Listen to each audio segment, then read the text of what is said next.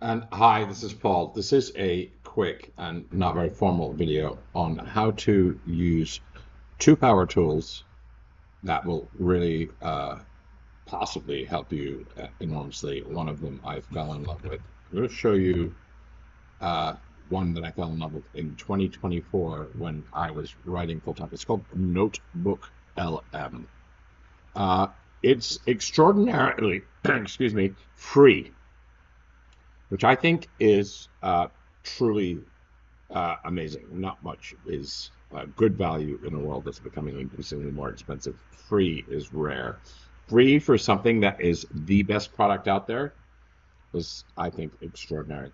So I'm going to look at NotebookLM. It's a simple web interface, notebook.google.com. It's now called. We're looking at one that I've been using for 2 years, so it's very busy. When you open it up, there will be none of these different research notebooks. There is one tab I'm going to very briefly mention. These are Shakespeare and Can a Computer Study in Our Brain? These are all research-based archives of interesting articles from The Economist, from The Atlantic. Definitely worth a browse. One from Die Zeit. So very interesting stuff. Not what we're doing today. What makes it powerful is when it trains on your stuff. Now, the failure mode with artificial intelligence, more so in 2024, but still to this day, is it's trained on the internet, and the internet has variable crap. And a lot of the sources and the provenance of the sources and the credibility of the sources can be an issue. And I've read some stuff that is garbage, particularly in my field, change management, where it hews towards the center of gravity, which is, generally speaking, just plain awful. So what you can do here is create a notebook that has sources that you tell the LLM are the best in the world for what you want to do. So here is one. Let me pick one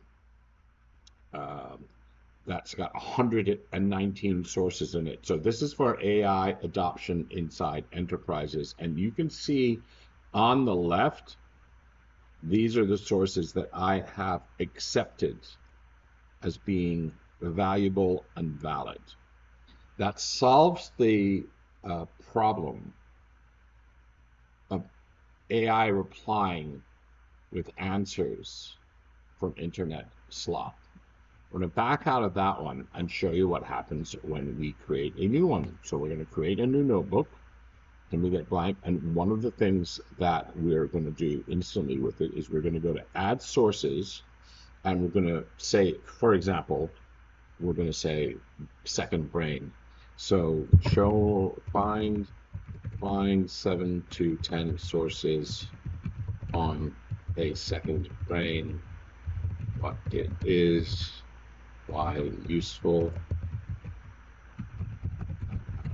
set up. And I'm going to use fast research for anything that you're being serious about. You want to change the tab to deep research. Deep research takes like 20 minutes, so for the sake of this video, I won't do it. 20 minutes for an LLM is a lifetime. It is doing a lot of computing in 20 minutes. So we're going to use the fast version. It goes out, it looks at the internet. In the middle pane, while it's thinking, is your LLM interface. You'll be very familiar with an LLM interface. You may have been using one since 2023. Here's the place where you will ask it a question. We haven't titled our notebook. We're going to title it Second Brain. And here are the sources which have appeared. We can review them by doing this. And you see it's produced 10. I'm not going to parse them, but if you were going to be very rigorous about what you were doing, you would have a look, and if there are anything from like dodgy or sketchy sites, but these all look reasonable to me. We're now going to tell our large language model to import them, and what it's going to do is stick them in a sense, the notebook, so that when you type a query here, it's only asking those. It's not asking the internet. This is a very short one paragraph summary of all of that. Now, but consider how useful even just that is, because if you were studying a topic on which there were 50 research papers, 25 research papers, something in pharmaceuticals or something in engineering or manufacturing, it could be a lot of sources. There can be thousands of pages. There can sometimes be tens of thousands of pages. Lawyers grapple with sometimes hundreds of documents to go through. It produces a one paragraph summary of those. That in itself is useful, but you lose a lot of signal in the compression. So what we might do is we might begin to ask questions, which we'll answer using these sources as an article. So I use this for research. If I'm writing an article or something like that, I'll put my sources here, and I'll begin to explore the topic with a series of questions over the course of an hour. And these questions is, let's ask a simple question. Kind of a stupid question, but this is a short video.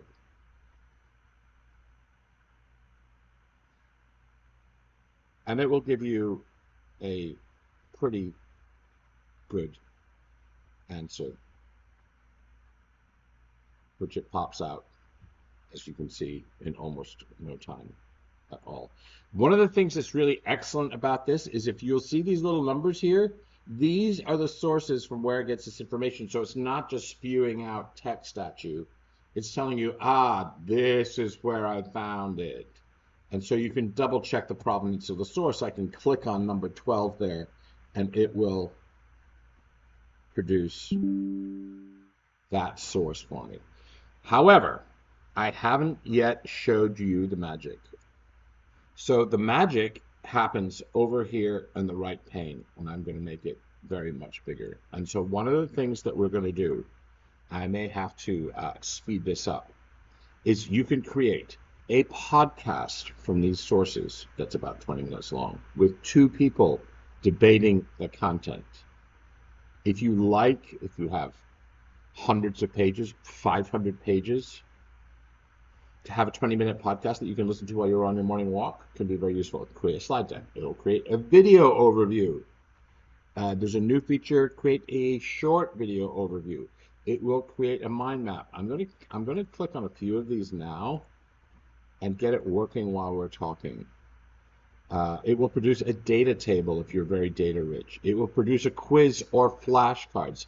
And as you can see, these are all really super useful learning modalities. So if you're a kid that's in college and you want to create flashcards to learn a difficult topic, and it's why the company Chegg went out of business as soon basically as ChatGPT appeared on the thing, because students were paying $20 a month or something to get flashcards and quizzes, which you can produce for free, that are much higher quality.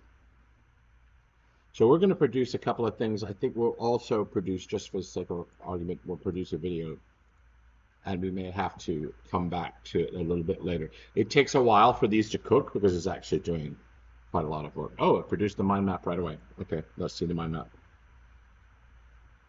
So this is a mind map of those 10 sources. Now, a mind map of 10 sources is marginally useful. A mind map of 100 sources is very useful. So these are the ways in which you could engage with and study the second brain. If I were to click on one, it pulls it up over here. So it gives me a summary of just that aspect of the topic. And as you can see, this is a way that I use when I'm creating content. I don't use it so much for learning, but a mind map is a useful thing. We're going to back out of the studio. We're going to go, it's still working on our video and our audio. We're going to come back to that, and I'm going to show you one more tool while that is cooking. This is another tool that saved me countless hours, and it's called Gamma. And I don't think it's quite free. I'm trying to remember the pricing model. It may be $10 a month. These are PowerPoint decks. Now, if you're like me, God help you. If you're like me, you've spent your life making decks for presentations, for reports, to clients, to the board, to my team. It can be incredibly time-consuming to create a well-researched, well-produced deck for me. Might take me a week. And certainly there may have been times in my life when I'm teaching a course that's several hours long. When I was teaching an MBA course, for example, there were long 20 slide, 30 slide, 40 slide presentations and teaching every week. I want my life back. I've been doing this for 35 years, and the number of years of that 35, and it probably is measured in years, that I create making decks. And my decks are second rate. You know, I'm not very good. I don't have a very fine aesthetic eye for things. I tend to make them over dense and over rich with words, which apparently people don't like words these days. So these are decks that I've created. I'm going to show you one I've created, and then I'm going to show you how Gamma is powerful for you creating one for yourself. So let's take one from one of my frameworks, which is, here's what I created, I don't know, probably a year ago. And this is a deck I created in the hottest keynotes in demand in 2026. Now, all of us, this is what everybody was doing a year ago, is this neon dark mode. Ignore the aesthetics now. The world has rejected that as being a sort of an AI. But what we've done is we've created a deck. I've given it the content,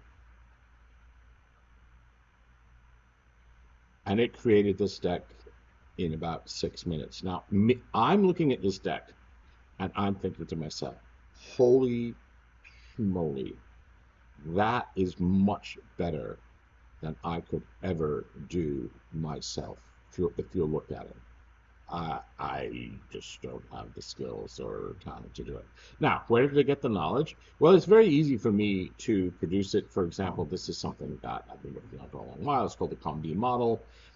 This is something, when we created it, I definitely spent a lot of time thinking about how to depict this with cartoons. This is content that, in a sense, it has produced for me, but based on knowledge that I gave it.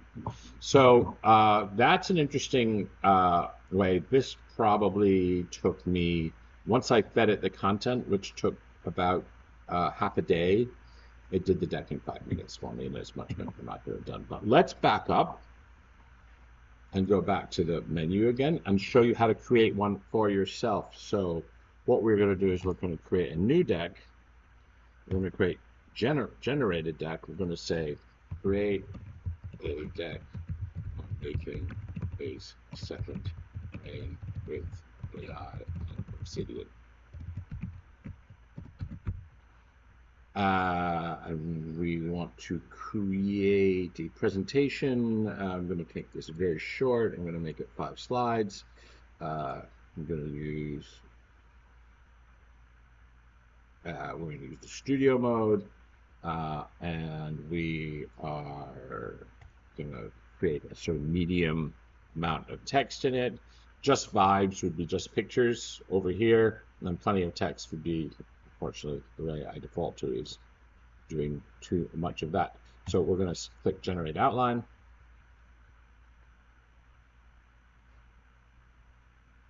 Now it's doing all the content for me, which is not what I do because I don't want AI content in my decks. I'm going to pick a theme. Let's pick this guy right here. Oh, let's be adventuresome. Let's pick pink. Where it gets its images from, it's going to generate them with AI, but I can give it images. AI image model. We're going to use a cheap one. We're going to use Banana Mini. Don't worry about any of this stuff. It defaults settings are pretty good, and we can also default to an image thing that's used through the image start, add extra keywords. And now it's generating the outline above, which I could validate, and I'm going to go back, generate deck. And so it's going to go away and start thinking about those. It doesn't take long. While it's cooking, I'm going to go back to, it's cooking pretty fast. I'm going to go back to Notebook and show you what it's done. So while we've been talking, it's created a mind map, which we saw already. And it's also created, I believe that's an infographic. Let's see. And so if you wonder where all these things on LinkedIn come from, these are all over. Now that to me is incredible. Like I paid $1,000 for an infographic. And here is something that's based on the sources that we found this morning that we validated and checked. Secondly, this is more beautiful than I can do. I mean, you could quibble with the aesthetics, and there's certainly many NotebookLM generated infographics around. But as a visual representation of the topic, I think this is just really, really, I mean, it's certainly good enough for me. I mean, I said if someone wanted to quibble with the aesthetics, I wouldn't argue with them. That's not really the thing. It's still making the video overview. While it's doing that, we're going to go back to Gamma and see what Gamma has done. And there it goes. This is an absolutely awful color scheme. And so I wouldn't show this to a client, especially not just because of the pink coloring. But here are some summary ideas for a deck. So I did one for my own framework, which is pretty complex. Change Agility is a very, very busy framework with 7 dimensions, which is a change management framework for AI. It's got a lot of depth, 7 dimensions for, it's a 7x4 matrix. And this is one that it created based on that content. Again, I don't love this theme. Changing the themes is pretty easy. I can go like this. I wanted to change the theme. Professional. Let's use this. I don't like this either, but I'm giving you a sense of the power of the damn thing. It's pretty crazy. I don't like this thing either. What you can do also is you can upload your brand colors and brand templates to it so that you don't see anything that looks like this. Anyway, that is Gamma, and let's see if our video overview is still cooking. So for the sake of brevity, I'm going to stop. We're at 17 minutes now. I hope that's been interesting for you. Play around with this. Go over to Notebook right now and take a topic that you're interested in. It could be golf, or it could be agentic AI, or it could be drug discovery using AI, or whatever you use. And as you can see, over the course of the years, well, 2 years now, I've been using it for all my research topics. AI in education. Is there a socialist version of AI that doesn't concentrate power and wealth?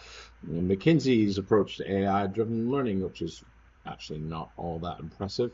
How smart is it? How does it compare with a human being like Einstein?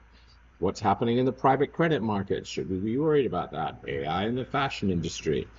These are all topics that I've researched for my own benefit or with clients. And as you can see, I've put Notebook through its paces over the years. So I really suggest you do that. I think it now has I can create a collection, and that's a very new feature.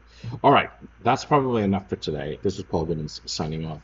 If you're watching this and you're not in one of my courses, check out my stuff at paulgibbonsadvisory.com. You can check me out on Substack. It's called Think Bigger, Think Better, or follow me on LinkedIn. Thank you for listening to this.